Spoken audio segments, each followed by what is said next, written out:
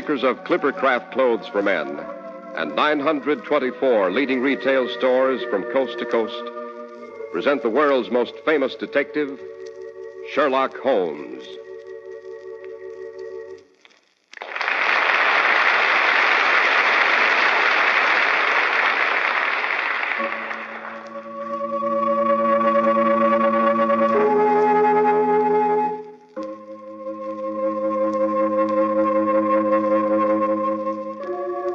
Here we are once again on the threshold of a well-remembered room.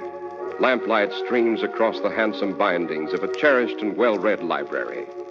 The fragrance of a bowl of ruddy apples fills the air. In a comfortable, worn leather armchair sits our old friend and favorite raconteur, the genial Dr. Watson. Come in, Mr. Harris. Come in and welcome. Welcome to you and all our host of radio friends. You look as if your summer vacation had been a huge success, Doctor. Oh, it was indeed. I've taken off a bit of weight, don't you think? Absolutely. How did you do it? Oh, helping Holmes look after his blasted bees. Mary and I were down in Sussex for a month this summer, you know. I had no idea beekeeping was so strenuous, Doctor. Oh, it wasn't that so much as the fact that I was jolly well stung on the lip by a rampant queen. In consequence, I was obliged to partake of a liquid diet for one entire week. But that's enough about me. Suppose we get on to the person I'm sure our listeners are most anxious to hear about. The world's greatest consulting detective by his own admission, Mr. Sherlock Holmes. And which of his adventures are we to have this evening, Doctor? Well, suppose I relate the case of the dog who changed his mind.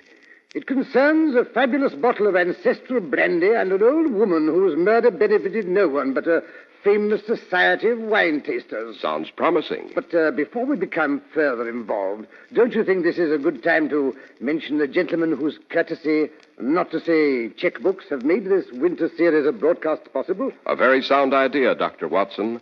For our listeners should know all there is to know about Clippercraft clothes. As millions of men have discovered, they're just about the most amazing clothes values you've ever seen. And as you well know, there's a why and a wherefore for everything. In this case, it's the famous Clippercraft plan. By concentrating the buying power of 924 leading stores from coast to coast, you get all the advantages of steady year-round operation, all the savings in manufacturing and distribution costs.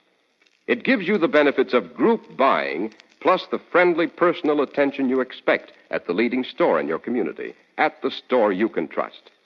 And it doesn't take a Sherlock Holmes to discover that Clippercraft values are second to none. You can buy expensive-looking Clippercraft suits at only $35 and $40, with a few deluxe models at $43.75.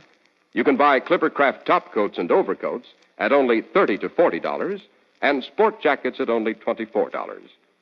Believe me, this is your clue to clothes satisfaction this fall. Simply compare Clippercraft with clothes selling for many dollars more.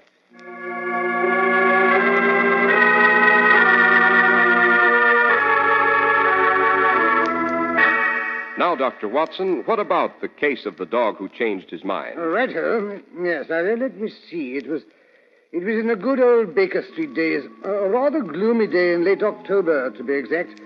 We had breakfasted late in front of a sea-coal fire. With my body in one easy chair and my legs upon another, I sat listening with growing irritation to Holmes as he practiced interminable scales, roulades, glissandos, and what have you on his violin. At last, a particularly screeching dissonance was more than my frazzled nerves could bear. Holmes, must you do that? Calm yourself, my dear Watson. I was not responsible for that last bit of cacophony. It was caused by the scraping of a carriage wheel against our curbstone. I rather think we're about to receive a client, a lady, rather slight and agitated. Well, how can you possibly tell? You haven't even bothered to look out of the window. My ears, Watson, are nearly as well trained as my eyes. The infinitesimal creak of the carriage springs as its passenger descended to the pavement indicate a slender person. The tap of French heels indicate a lady. The quickness of her step indicates that she's agitated. Yes, decidedly agitated. Oh, I must say, Holmes, you have ears like a hawk. Your metaphor is a trifle mixed, my dear Watson, but I accept your tribute. Come in. Mr. Holmes? Mr. Sherlock Holmes? Naturally. This is my friend and colleague, Dr. Watson. Oh, how do you do? Oh, thank heavens you're at home. You must come at once, Mr. Holmes. She's been murdered, I know she has, and they'll blame Reggie. Dr. Tillinghurst has sent for Scotland Yard. Oh, Mr. Holmes, can't you do something? My dear young lady, I can do a great many things, but not until you could give us a coherent account of your difficulty. Oh, I'm so sorry. I have made a fool of myself. But the whole thing is so impossible. You see, she'd never commit suicide. Even at 89, she enjoyed life tremendously. And no one could have killed her because she was alone with the door bolted from the inside. Who is this remarkable old lady, and why should anyone want to kill her? She was Lady Blenkinsop. But who in the world would want to harm her? Oh, I'll admit she was eccentric and difficult at times. You know the French, Mr. Holmes. But it didn't frighten anyone. Not even Bobo. Bobo? Oh, Bobo is her pug dog. Terribly spoiled, but devoted and funny, too. Oh. It was always with her, sitting on her lap or sleeping at the foot of her bed. Poor little thing. That's where we found him this morning when we broke in the door. Just stood there barking at the noise we made and wagging his tail at Dr. Tillinghurst. Why did you break in the door? Because it was still locked when Potters, he's the butler, brought up Lady Blenkinsop's early tea. She always locked herself in at night. Didn't want anyone to catch sight of her without her curls, I suspect. But this morning was different, I gather. Oh, yes, Mr. Holmes. I made her tea and a bit of toast at 9:30. You see, I'm her companion, but I do cook her breakfast and fix her a bit of lunch. There's a charwoman who comes in to do the heavy cleaning and cooks dinners. And Potters attends to the rest of the house. Rather a meager domestic staff for a person of Lady Blenkinsop's standing, eh, what? Is she hard up for funds? Oh, no, I believe she's quite well off. Her own money, too. Of course, the Blenkinsop estates went to Reggie when Lady Blenkinsop's husband died. He inherited the title, too. Creating a certain amount of friction between the old lady and her nephew, no doubt. Oh, no, Dr. Watson. They were devoted to each other. Not that they didn't squabble now and then.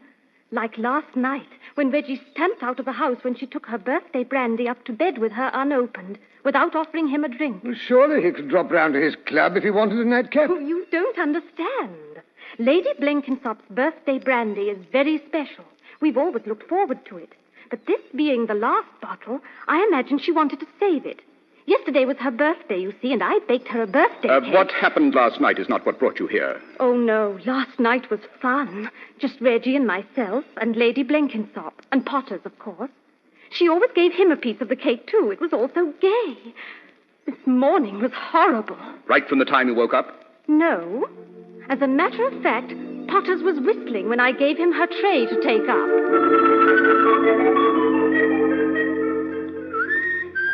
Here's Lady Blenkinsop's tray, Potter. Oh, morning, Miss Kitty. A bit late this morning, aren't we? A bit. I overslept, but it's all right, I hope. I imagine Lady Blenkinsop overslept, too, after last night's excitement. I wouldn't count on it. She's a great one, her ladyship is. Next year she'll be 90. And here she is, as bright and sassy as the day his lordship brought her here, a bride from France. I'll never forget her driving up in the carriage surrounded with all those cases of brandy. Brought them over from France, she had. Said her father had sent them along so she'd have something fit to drink on her birthdays, at least. There were so many bottles I thought she'd never live to drink the last. But there's no more left, Miss Kitty. That one she took upstairs is the end. She always felt when that brandy was gone, she'd be gone, too. Oh, nonsense, Potter. That's just superstition. Here, you'd better take her tea up before it gets cold, or she'll snatch you bald-headed. And how could she do that when it's bald I've been 30 years now? Oh, Miss Kitty, there's the front door. It's all right, Potters. I'll answer it. Oh, Dr. Tillinghurst, good morning. Good morning, Miss Kitty. Started to rain. I'll just leave my umbrella here in the stand. How's Lady Blenkinsop this morning? I don't really know. I've just sent her tray up. I think she may have slept later than usual. Yesterday was her birthday, you know. That's exactly why I dropped by. Thought you might have overdone it a bit. Can't be too careful at her age. Thought I'd like to listen to her heart. I'll go up and announce you. Good girl. I don't know what she pays you, but whatever it is, it's not enough. Oh, I do all right. Besides, I enjoy my work here. She's really lots of fun. And doesn't give you much time to yourself, I imagine. Hello. What's wrong with Potters? He's still standing outside the door. What's the matter, Potters? I've knocked and I've knocked, but she doesn't say come in. Well, go in anyway. I can't. The door's still bolted. Let me try. Lady Blenkinsop? Lady Blenkinsop, are you awake? That's Bobo. He's heard us. But why doesn't Lady Blenkinsop answer? Open the door. Please open the door. I think we'd better force the door. Come on, Potters, help me. Yes, sir. We'll use this heavy chair. Steady now. 1 and 2 and... Easy, Bobo, easy. It's all right, old fellow. Oh, she's still asleep. But she's so white. Oh, Dr. Tillinghurst, I'm frightened. I'll have a look at her. Where's my stethoscope? No pulse. Pupils contracted. Miss Kitty, look there on the bed table. She did open the brandy bottle after all. Don't touch anything. Everything must be left exactly as it is. But Dr. Tillinghurst... Lady Blenkinsop is dead. Poisoned. Oh, no. Potters, go for the police. Yes, sir. Tell them Lady Blenkinsop has committed suicide. Tell them to inform Scotland Yard. But she wouldn't do that. I know she Miss wouldn't. Kitty, I want you to go to the nearest apothecary's. I shall want some things. We shall have to make some tests. Meantime, I'll try to fasten this door. No one is to be allowed in here. No one. Come on, Bobo. Come on. It's a good boy.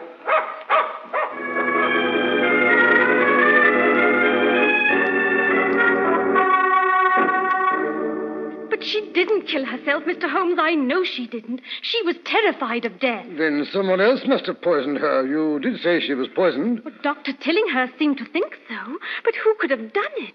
No one could have got into the room. The door was barred on the inside. So were all the shutters, I noticed particularly. Could anyone have been hidden somewhere in the room before she went upstairs? Oh, no. I looked under the bed and the dressing table. She always made me do that when I brought her up to bed. She was terrified of the dark, you see. No, she was quite alone when she met her death. Maybe she took an overdose of something by accident. Maybe the brandy was poisoned. Maybe she had a secret sorrow. Watson, I abhor guessing games. I prefer facts. Get your overcoat while I summon a four-wheeler. It's vital we reach Lady Blenkinsop's house before Scotland Yard has had a chance to muck up the clues.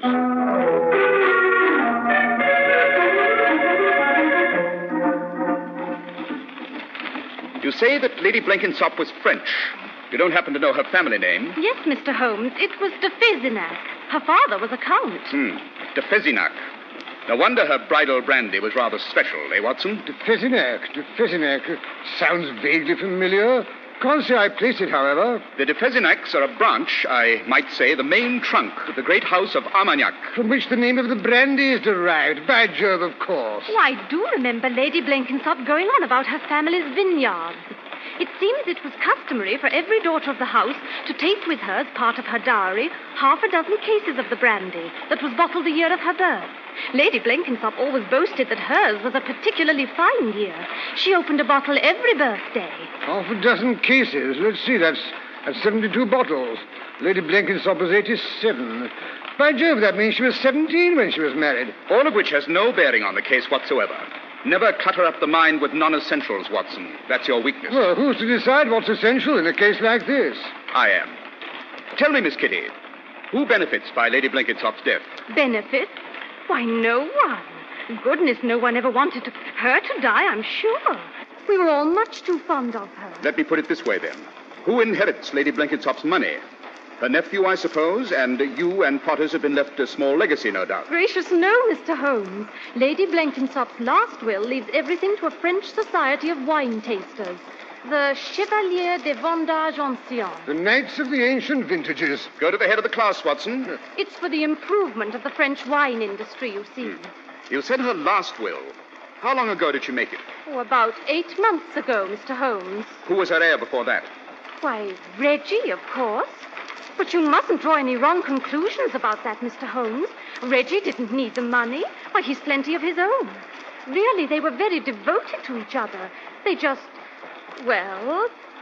didn't always see eye to eye about certain subjects. For instance? Oh, I don't know. Reggie didn't approve of Bobo being fed sweetmeats. They had terrific squabbles about things like that. What exactly was the squabble that caused Lady Blenkinsop to change her will? It was all so silly, really. A tempest in a teapot. It didn't mean a thing. What didn't mean a thing? His holding my hand. Reggie, I mean. He just happened to have handed me the morning mail, and he just forgot to let go. Lady Blenkinsop didn't approve, I take it. She was always afraid he would make what she called an unsuitable alliance. The French point of view, of course, eh, Holmes? Not entirely. How did Reggie react? He was furious. He said when he married, it would be when and how and to whom he dashed well pleased. Bully for him. But it's all so ridiculous. You see, Reggie never showed any interest in me before or since. Pity, eh, Holmes? Oh, here we are. This is Lady Blenkinsop's house. Gloomy old mausoleum, eh, Holmes? Hop out, Watson, and ring the doorbell. That's a good chap. Oh, that won't be necessary, Mr. Holmes. I have a key.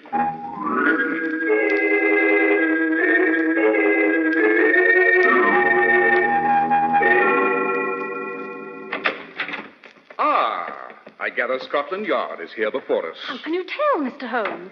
Unless I'm very much mistaken, that's Inspector Lestrade's official umbrella still dripping on the vestibule floor. Perhaps we're not too late after all. Oh, Miss Kitty, I'm so glad you've come back. I just brought the gentleman from Scotland Yard. He's in the reception room. Well, if it isn't Inspector Lestrade, the watchdog of Scotland Yard. Holmes, what in blazes are you doing here? My usual occupation, investigating a crime. There's no crime this time, Holmes. Lady dies. Poisoned, they tell me. Absolutely alone she is. Doors and windows locked tight on the inside. Clear case of suicide. The Scotland Yard method. Reductio ad absurdum. And what's wrong with that? Whatever it is? Personally, I prefer to review the facts. Dr. Tillinghast says, will you be kind enough to come upstairs, gentlemen? He's waiting outside her ladyship's door. We'll be right up. Thank you, Potters. Great Scott. What's that unearthly racket? It's Bobo, her ladyship's dog. Dr. Tillinghast says he's been carrying on like that on her threshold ever since he took him out of the room and closed the door. Bobo, don't!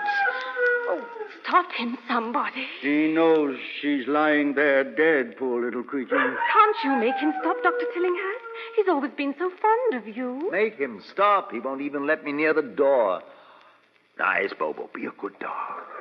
There, you see. Oh, I'm sorry, Dr. Tillinghast. This is Mr. Sherlock Holmes. Oh, how do you do, sir? How do you do? Suppose we allow Scotland Yard to handle the situation. Think I want to have my hand taken off by a vicious brute? No, thanks. But he's not vicious. At least he never was before. Very well, I'll take over. Mr. Sherlock Holmes to the rescue. That's enough, Bobo. We know how you feel. That's right. Quiet down. Well, now look at that. He's crawling over to him. He's letting himself be picked up. He's licking his ear. Wanted to tell me something, is that it? Yes, I understand. I understand very well, old fellow. Now, Dr. Tillinghast, the inspector and I will see if we can get to the bottom of this mystery. It's no mystery to me, Holmes. That's what you think, my dear Lestrade. That's what you think. Now, if you'll follow me, gentlemen. This will be rather unpleasant, Miss Kitty. You'd better remain outside.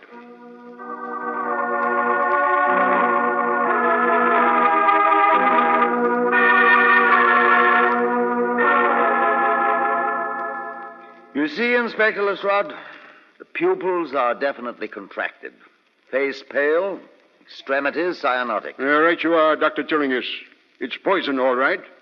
But which one? We won't know until we've made tests, of course. I sent Miss Kitty out for a solution of ferric chloride. If it's opium or one of its derivatives, as I suspect, that should do the trick. Dr. Tillinghast, were you in the habit of prescribing opium or any of the other somniferous poisons for Lady Blenkinsop? Certainly not. I say, Holmes, look here. The brandy bottle has been tipped over. All the brandy's run out on the carpet. Oh, poor Lady Blenkinsop. She always said she'd die when the brandy was gone, and now it is, and so is she. Oh, that'll do, Potters. We've no time for idle superstition. Yes, sir. If you ask me, it's a plot. Whoever spilled the brandy knew it had been poisoned. Didn't want to leave any about to be tested. The brandy was not poisoned, Watson. Here, notice the wax that sealed the cork. That wax was melted over that cork when Lady Blenkinsop was a girl. She herself removed it last night after she'd locked her door when she was by herself. Well, at least she did have a drink of it on her birthday, poor old soul. And here it is now seeped into the carpet. What a dreadful waste. You say she never took a sedative, Dr. Tillinghast, or a painkiller of any sort? That she did, sir. A bit of laudanum when she got a toothache. Oh, Of course, I did prescribe laudanum a year or so ago. Christmas it was, I think. Yes, when she developed an ache in a lower bicuspid. Did Lady Blenkinsop suffer from frequent toothaches, Potters? Only when she was excited, sir. Like holidays, birthdays, and now and then when she bet on a horse. Then, yesterday being her birthday, she probably developed a toothache and took a dose of laudanum before retiring. Of course, that explains it all. Laudanum is an opium derivative. She took an overdose. You know, I never could persuade her to be accurate. Her confounded Gallic temperament. Potters, do you know where she kept her medicines? Oh, yes, sir. Top drawer of her dressing table. Oh, yes, of course, I remember. Let's see. Yes. Yes, here we are. Batley's Liquor Opii Sedativus. That's double-strength laudanum. She must have bought this at the apothecary's herself and didn't realize it was at least 4 times as strong as the prescription I gave her. Doesn't take much of an overdose to turn the trick when you're 89. Well, Holmes, there you are. Now are you satisfied? A plain case of accidental suicide by poison. I've never doubted that Lady Blenkinsop was doped, Lestrade, and quite probably by her own hand. But that's not what caused her death. No, Lestrade. Lady Blenkinsop was asphyxiated, strangled. The evidence is obvious. Really, Mr. Holmes? I'm astonished that a man of your reputation should be ignorant of the fact that the symptom of asphyxia and death by one of the somniferous poisons are almost identical. Yes, he's right, Holmes. Every doctor knows that. Besides, there's no sign of a struggle. If she'd been strangled, she'd have put up a fight. Not necessarily if she'd been doped first. Tell me, Potters, was Lady Blenkinsop in the habit of wearing her pearls to bed? I see what you're driving at, Holmes. The pearls did it. Got caught around her neck. And with all that laudanum in her, she never realized they were strangling her. Wrong again, Lestrade. She was strangled not accidentally by her pearls, but intentionally by someone who saw her helpless condition and held a pillow or perhaps the bedclothes over her mouth until she stopped breathing. In fact, I strongly suspect she came too long enough to put out a hand and upset that bottle of brandy. Oh, imagination, Mr. Holmes. Pure imagination. Really? Then how do you account for this lint up her nostrils? Well, I never noticed. You didn't notice, Lestrade, because you didn't look. If you perform an autopsy, I've no doubt you'll find more bits of lint in her lungs. Lint from the very finest French linen. Lady Blenkinsop always bought her linens in France. Exactly. Oh, but this is preposterous. How did the chap get in to strangle her? Remember, the doors and windows were still bolted tight when Dr. Tillinghast and the others broke in this morning and found her dead. When the doctor said he found her dead. What's the difference? Why do you suppose he sent the rest of the household out of the house in such a hurry? Why? First, because he didn't want them to get a good look at her and realize she wasn't dead, only drugged. And second, and here comes the really diabolical part of the whole affair. Second, so he could come back quietly when the house was empty and finish her off. Ridiculous. Lot of lies. You can't prove a thing. No? Then why wasn't Bobo upset when you broke in this morning? Because he knew his mistress was still alive. Nonsense. Why did he later turn on you and offer to bite you? Because he'd seen you go back and kill his mistress. Of course, if you're going to put a dumb beast in the witness box. And why is the brandy splashed on your shoe? That's not brandy, it's mud. I've been walking in the rain. Analysis will show what it is, Dr. Tillinghast. Well, suppose it is brandy. I sometimes stop into a pub on a bad day for a brandy and soda. I may have spilled some on my boots. That's right, Holmes. What can we prove? Now, let's be sensible. What reason, what possible motive could I have for killing off one of my best patients? That's a fact, Holmes. No motive. No possible motive whatsoever. Would you consider a fabulous rope of pearls worth, say, 8 or 10,000 pounds? Would you consider that sufficient motive, my dear Lestrade? But Lady Blenkinsop's pearls are still obviously on the body. Those are not the Blenkinsop pearls, Lestrade. Eh? What? Oh, I'll admit they're very clever imitations. Yes, if you'll investigate that bulge in the doctor's upper left-hand pocket, I think you may discover the genuine pearls. Watson, quick, don't let him get away. No, you don't. Stop or I'll fill you full of lead. By Jove, I'm sorry, Holmes. I had no idea the blighter would make a bolt for it. Don't worry, Watson. I fancy Lestrade is still capable of handling the more rough-and-tumble side of apprehending criminals. Oh, Mr. Holmes, what happened? I just saw Inspector Lestrade escorting Dr. Tillinghast out of the front door in handcuffs. What does it mean? My dear Miss Kitty, it means that the criminal has yet to be born who can put anything over on Mr. Sherlock Holmes.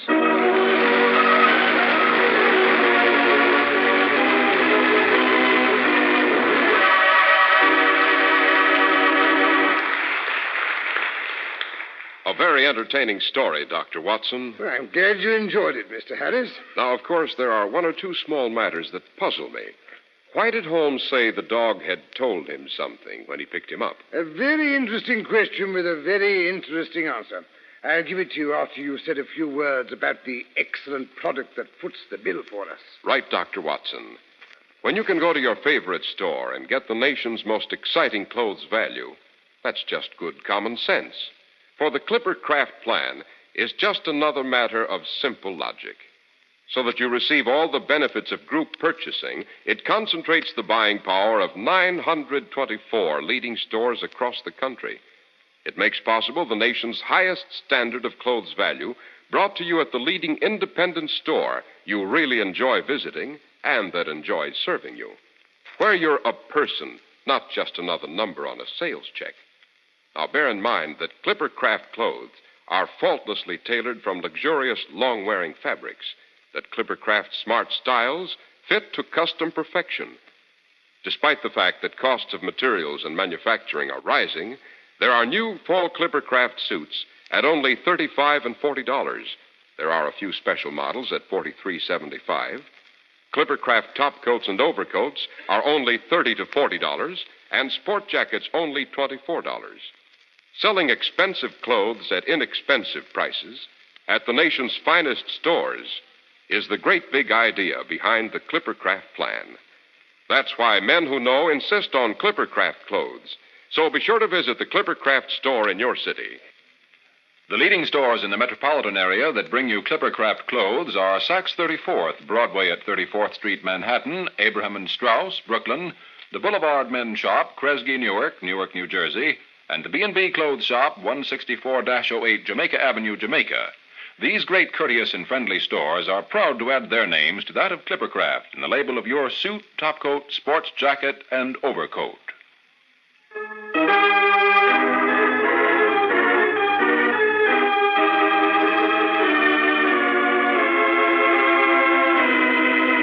And now for your question about Bobo, Mr. Harris. When Holmes picked up the dog, he was struck by the fact that his paws were wet with something that smelled suspiciously like brandy.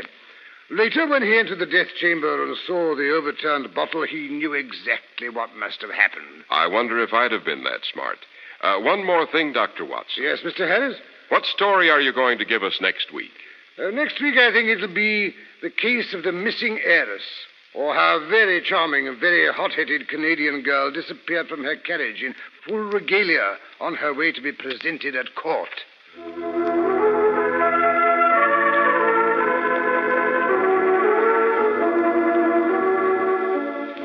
The makers of Clipper Craft clothes and 924 leading retail stores from coast to coast have brought you the first in a new series of broadcasts featuring the world's most famous detective, Sherlock Holmes.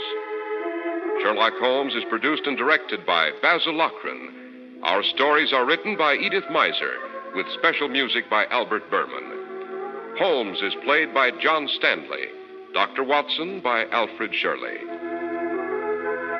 If you don't know your Clipper Craft dealer, write Clipper Craft, 200 Fifth Avenue, New York City. Be sure to listen again next week to Sherlock Holmes in The Case of the Missing Heiress. If you wish to attend the Sherlock Holmes broadcasts in New York, see your local Clipper Craft dealer, and he'll tell you how to obtain tickets.